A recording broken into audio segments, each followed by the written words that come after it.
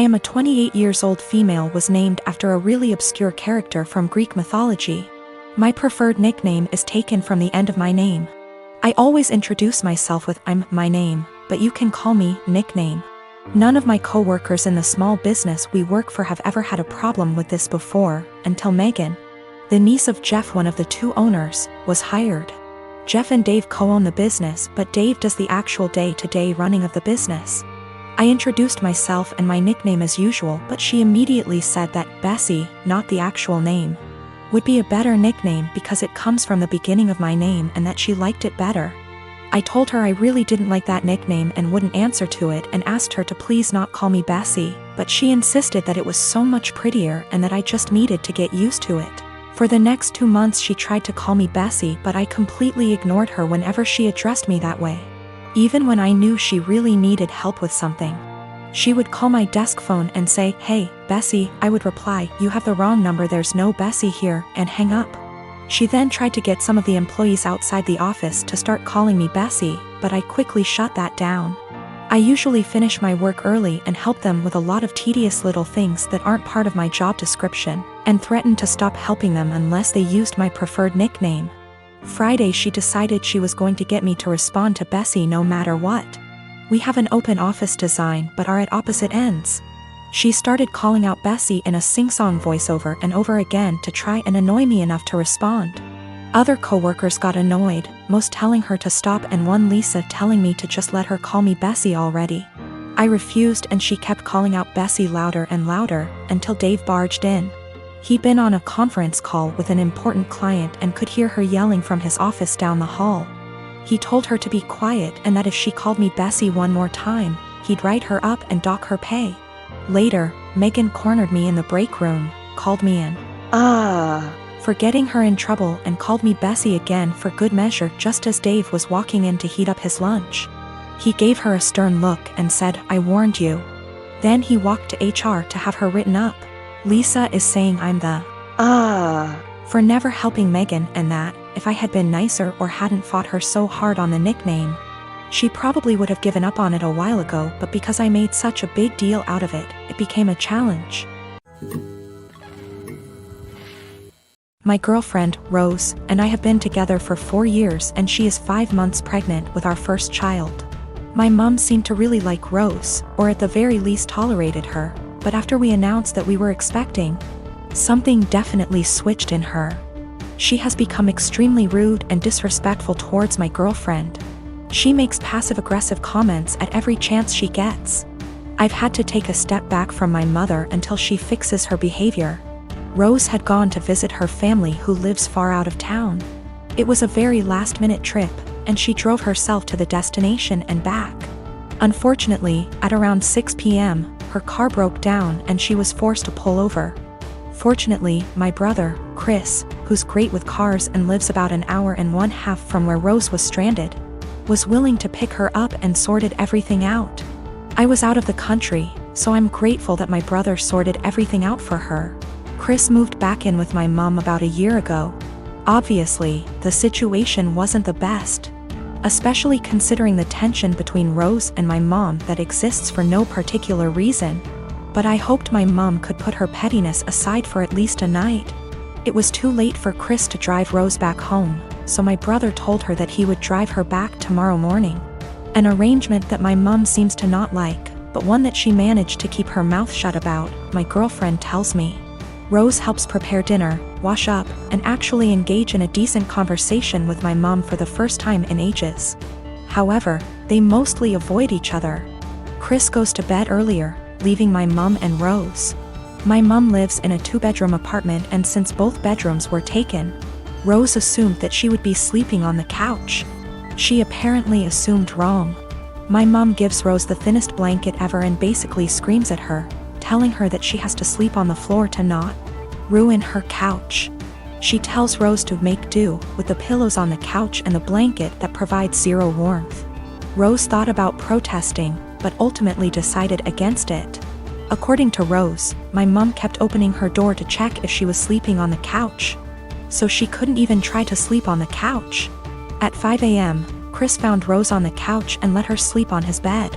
He ended up telling me, but told me to not make a big fuss out of it. I did the exact opposite. I called my mom, very angry, and told her that she was disrespecting her so badly.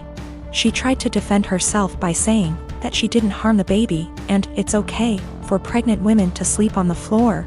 But I refused to hear any of it. Chris agrees with me, but told me that I shouldn't make it a fight. I feel like I'm losing my mind. My cousin Amy has twins and has a nasty habit of dumping them onto relatives to babysit for the entire day without any warning or regard for their time. I have a very strained relationship with her, but because my mom's side of the family demands that we all remain close-knit, so I have no choice to tolerate her. When she initially gave birth to them, she teased me that I'll have to take on babysitting duty from now on. I'm no good with kids, so I remarked to her that if I ever have them, I'll train them, not babysit. She brushed me off. The kids now are hella destructive and loud, pulling out stuffing inside furniture, holes inside walls, smashing anything glass and porcelain, screaming louder than a fire alarm. You name it. When it was my first turn to deal with them, I immediately walked with them to the store and grabbed the biggest bag of M&Ms I could find and trained them so that every time they follow my orders and behave, they get one. If they misbehave, I get one. Soon enough, every time the kids were dumped on me, they went with my guidelines and behaved. Whenever I say sit, they sit at the table. When I say stay, they don't leave that spot, etc. 2 days ago there was a party planned with the whole extended family. I know, pandemic. Didn't want to, but mom insisted, and I grabbed the M&Ms since the twins were there. Arrived, twins were being so destructive, an entire tray of food was spilled. That all the adults had enough and yelled at Amy to control them. She vomited the same excuse of them just being kids and they'll grow out of it eventually. I shouted the twins' names and shook my M&Ms bag. They came running over to me and I popped 6 pieces into my mouth for their misbehavior. I told them to go clean up the mess or no candy all night. They do so. Halfway through the party, every time something similar came up or they just weren't behaving, I was the one able to calm them down. When Amy saw what I was doing, she got angry and started yelling at me about how her children aren't animals and that I shouldn't be giving them so much candy anyway. I told her that I'm their aunt, not their parent. Why am I the one disciplining them? Isn't that her job? She screamed the same argument at me, and since she's their mother, to stop giving them candy. One of the twins overheard and went apeshit. Dashed straight into the kitchen and started shattering anything they can get his hands on, shouting over and over that he wants candy. His twin joined him soon after. I repeated that she's their mother, and just sat in the living room watching it all unfold. At the end, Amy blamed me for them turning out this way. The other relatives she dumped them on, a majority, disagreed, but when I told a friend about the situation, he told me that the training I did can really up the kids mentally later in life. My wife, Irene, is very fit. She likes working out and has a proper exercise regime, etc. She believes that if she feels good, she looks good, and she feels good working out, so who am I to stop her? My brother, Will, spent the latter half of last year going through a messy divorce and now needs a place to stay. Though my brother and I aren't very close, I figured he would only stay with us for a couple weeks until he got back on his feet. Will is a typical gym rat. He's always on a very strict diet, always working out and bragging about his gains. I've worked out with him a few times and he's a little obnoxious. He's always mad at you if you don't work at his pace and is always trying to correct your form. He's a pretty fit and muscular guy, but I don't like to exercise with him. Will has been pushing Irene to work out with him because, according to him, she won't be able to keep up with him. Irene mostly just shrugs him off with a laugh and tells him she would love to work out with him. Irene works out in the mornings, 3 times a week, and then does a run in the evening. But she's been busy this past week and hasn't been able to stick to her usual schedule. Will thinks that she's making excuses because she doesn't want to be embarrassed by him. Again, Irene just laughs him off. About 2 days ago, Irene and Will went on an early morning run.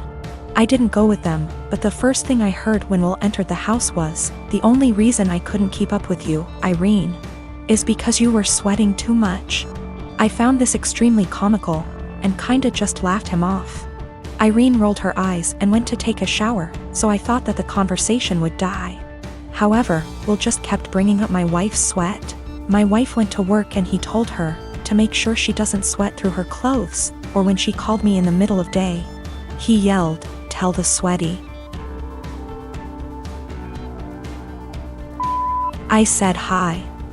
Of course, the comment aggravated me and I told him to knock it off and stop acting like a child. I thought that was the end of it, but he just kept going. By the end of the day, I was tired of his comments, but Irene seemed rather unfazed by them. When she served him food, he made a comment about her sweating into the food. At this point, I was at my wit's end and I told him to stop acting like a sore, slow, referring to his running pace, loser, and eat his food. Will, of course, got angry and said the only reason he was going slower than usual was because he was distracted by my wife's unhygienic sweat. Irene looked a bit offended by this, and I told Will that I would kick him out if he made another comment like that. He's been super pissed ever since. I jokingly told this story to a mutual friend and they agreed with Will. Maybe I shouldn't be so harsh. I didn't expect this amount of responses. I've decided to kick him out. He will be staying at a nearby hotel now.